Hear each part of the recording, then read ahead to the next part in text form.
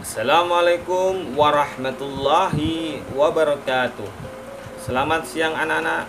Senang bertemu lagi dengan kalian di video pembelajaran pendidikan agama Islam.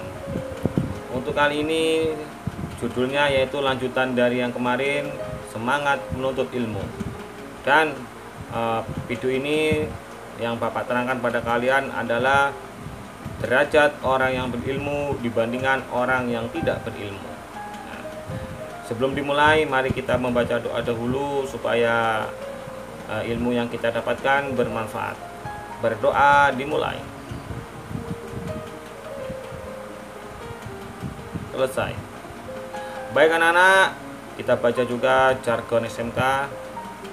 SMK bisa, SMK hebat, SMK dalam hari luar biasa. Derajat orang yang berilmu dibandingkan orang yang tidak berilmu ini sangat jauh. Kalau diumpamakan seperti langit dan bumi. Mengapa demikian? Karena orang yang berilmu itu sangat disukai oleh Allah, dicintai oleh Rasulullah, sehingga Rasulullah Shallallahu Alaihi Wasallam sendiri mensabdakan bahwa al ulama'u warasatul anbiya. Artinya orang yang berilmu itu adalah pewarisku, sehingga nanti orang yang berilmu ini di akhirat sangat dekat sama Allah atau dengan Rasulullah. Kemudian bagaimana dengan orang yang tidak berilmu? Orang yang tidak berilmu ini derajatnya bisa dikatakan sangat rendah, karena orang yang tidak berilmu atau orang bodoh ini diumpamakan orang yang hidupnya dalam kegelapan, seperti pada zaman jahiliyah atau zaman kebodohan, di mana zaman tersebut banyak perilaku yang dilakukan oleh orang yang tidak berilmu atau orang bodoh ini sangat menyimpang. Salah satunya kalau punya anak perempuan dibunuh, kemudian mereka menyembah patung dan kerusakan-kerusakan lainnya. Nah, oleh karena itu orang yang tidak berilmu atau orang bodoh dia tidak punya derajat. Untuk lebih jelasnya nanti akan Bapak terangkan dalam video intinya, materi inti.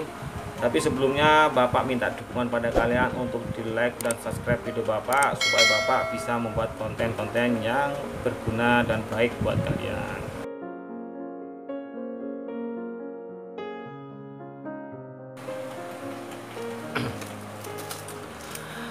Baik anak-anak, kita masuk ke materi inti, yaitu derajat orang yang berilmu dibandingkan orang yang tidak berilmu. Itu pertama yaitu pendahuluan. Salah satu ciri yang membedakan Islam dengan agama yang lain adalah penekanannya terhadap masalah ilmu atau sains. Al-Quran dan As-Sunnah mengajak kaum muslimin untuk mencari dan mendapatkan ilmu dan kearifan, serta menempatkan orang-orang yang berpengetahuan pada derajat yang tinggi. Di dalam Al-Quran, kata ilmu dan kata-kata jadinya digunakan lebih dari 780 kali. Artinya, ajaran Islam sebagaimana tercermin dari Al-Quran sangat kental dengan nuansa-nuansa yang dekat dengan keilmuan, yang berkaitan dengan ilmu. Secara rasional bahwa agama Islam itu mengajarkan sesuatu yang masuk di akal. Contoh, Nabi mengajarkan kepada kita dilarang atau dianjurkan minum sambil berduduk, tidak boleh berdiri. Kenapa? Karena kalau minum sambil berdiri itu air yang turun ke perut kita tekanannya lebih keras sehingga nutrisi tidak meresap. Akibatnya perut kita bisa sakit berkepanjangan. Nah, ini di dalam ajaran Islam di contoh-contoh kayak gini dijelaskan oleh Nabi Muhammad melalui hadisnya. Itulah agama Islam adalah agama yang ilmiah, rasional, dan logis. Sekarang orang yang berilmu. Orang yang berilmu dalam Islam disebut alim. itu mufradnya, sedang jamaknya adalah ulama. Artinya yaitu ilmuwan atau peneliti. Tetapi dalam perkembangannya kata alim atau ulama mengalami perluasan makna. Artinya yaitu orang yang ahli dalam ilmu agama Islam. Kemudian Bapak lanjutkan, yaitu nomor 3, derajat orang yang berilmu. Mungkin minggu-minggu materi ini sudah Bapak sampaikan di video sebelumnya, tapi ini Bapak jelaskan lebih detail dan lebih rinci, yaitu apa saja derajat orang yang berilmu. Kalau yang video yang dulu yaitu keutamaan, ini derajatnya. Derajat itu adalah artinya tingkatan. Nah, tingkatan orang yang berilmu. Pertama, Allah membedakan dan mengangkat derajat orang yang berilmu ke yang lebih tinggi. Jadi Allah mengangkat derajatnya itu orang yang berilmu ke derajat yang tinggi. Nah, contoh orang yang berilmu dia bisa menjadi dokter karena dia menguasai ilmu kedokteran. Orang yang berilmu dia bisa menjadi ahli agama. Orang yang berilmu dia bisa menjadi presiden. Orang yang berilmu dia bisa menjadi menteri. Itu contoh-contoh yang diangkat derajatnya Allah di dunia. Lain lagi nanti di akhirat, Allah akan mengangkat derajatnya orang berilmu ke dalam surganya. Yang kedua, orang yang berilmu senantiasa menjadi rujukan atau tempat bertanya. Nah, kenapa? Karena orang-orang yang punya problem, punya persoalan hidup, dia ketika masalah yang dihadapi tidak menemukan jalan keluar, dia larinya ke orang yang berilmu. Seperti guru didatangi oleh siswa untuk menimba ilmu, atau dokter didatangi pasien untuk berobat. Ahli kehakiman didatangi seorang yang perlu tanya tentang keadilan. Itulah contoh-contoh orang yang berilmu. Jadi dia akan dibuat rujukan. Derajatnya adalah apabila ilmu yang disampaikan, diajarkan ini dilakukan oleh yang bertanya, oleh orang yang belajar, maka dia akan mendapatkan pahala. Itu kemuliaannya atau derajatnya. Selanjutnya, ilmu adalah satu-satunya warisan para nabi. Ini telah disabdakan oleh Rasulullah Shallallahu Alaihi Wasallam dalam hadisnya, al ulama'u warasatul anbiya. Artinya bahwa para ilmu, ahli-ahli ilmu itu adalah pewarisku. Nah, ini jadi hubungannya dengan Nabi Muhammad nanti akan sangat dekat. Orang yang ahli ilmu, walaupun bukan keluarga, karena dia mewarisi ilmunya Nabi, maka insya Allah dia akan ditolong oleh Nabi dengan syafaatnya. Selanjutnya, derajat orang yang berilmu adalah bahwa orang yang berilmu itu beramal pasti dengan cara yang betul dan ditakuti setan. Orang yang berilmu tahu tata cara beribadah dalam melaksanakan sholat, tahu tata cara memimpin. Kalau dia ahli dalam mengatur negara, maka apa yang dilakukan adalah membawa suatu kebaikan. Contoh, kalau dia ahli ilmu dalam ibadah, ibadahnya akan diterima oleh Allah. Contoh, dia ahli ilmu dalam misal dia presiden, ahli ilmu dalam mengatur negara, maka dia akan bersikap adil kepada rakyatnya. Selanjutnya, untuk derajat orang yang berilmu adalah takut dan bertakwa kepada Allah. Jadi orang yang berilmu itu takut karena dia tahu bahwa Allah itu ada dan Allah itu menciptakan surga dan neraka. Artinya dia takut kalau dia durhaka kepada Allah, kalau dia tidak melaksanakan perintah Allah, maka akan dapat siksaan, yaitu neraka, ya.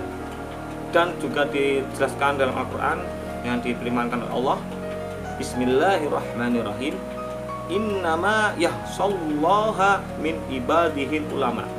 Ya, sesungguhnya di antara hamba-hambaku yang paling takut adalah para ahli ilmu.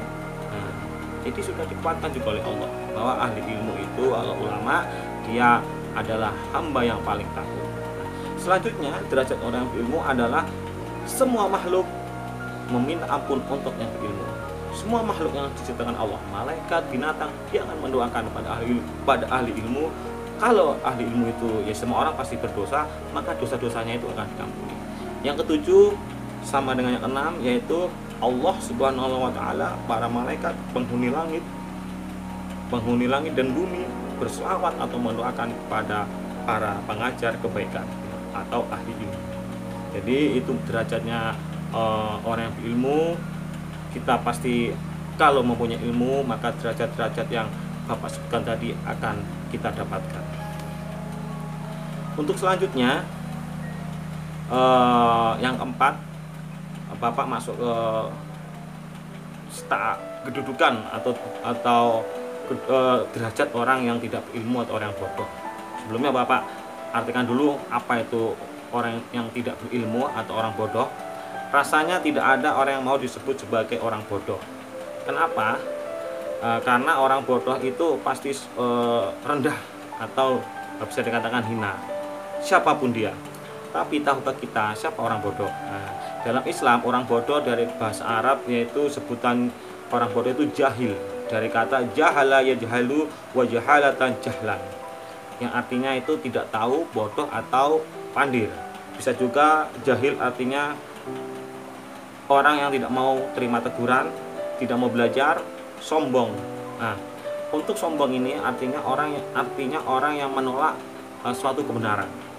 Nah, dalam sejarah Islam ada seorang yang mendapat julukan Abu Jahal, yaitu bapak kebodohan. Kenapa? Karena dia sombong, tidak mau menerima ajaran agama Islam yang disampaikan oleh Nabi Muhammad. Itu julukan kalau orang bodoh. Jadi dia mendapat gelar adalah Abu Jahal. Selanjutnya, firman Allah surat Al-Anfal ayat 22 ini menerangkan bahwa seburuk-buruknya makhluk itu siapa. Nah, dijelaskan oleh Allah, Bismillahirrahmanirrahim. Inna sarrad dawabi indallahis summul bukmul ladina la yaqilun. Yaitu artinya sesungguhnya binatang atau makhluk yang paling buruk di sisi Allah yaitu orang-orang yang tuli dan bisu, yang tidak mengerti apapun. Nah, ini kita harus tahu bahwa Allah sudah mengasih predikat yang buruk pada orang yang tidak berilmu atau orang bodoh. Apa itu? Seburuk-buruknya makhluk. Selanjutnya, yang kelima, yang terakhir, kerugian orang yang tidak berilmu. Apa saja kerugiannya? Harus kita ketahui supaya kita bisa terhindar. Satu, amat dibenci Rasulullah. Nah, kenapa? Karena kebodohan bisa menjadi pedang yang tajam yang dijadikan senjata oleh setan. Nah, ini melalui hadis Nabi yang berbunyi, Ida wusidal amru ila ghairi ahlihi pantandiris sa'ah. Ruwahu Imam Bukhari. Artinya, apabila perkara diserahkan kepada orang yang bukan ahlinya, maka tunggulah kiamat. Hadis riwayat Bukhari dari Abu Hurairah. Nah, tadi Rasulullah Bapak terangkan bahwa amat membenci orang yang tidak berilmu.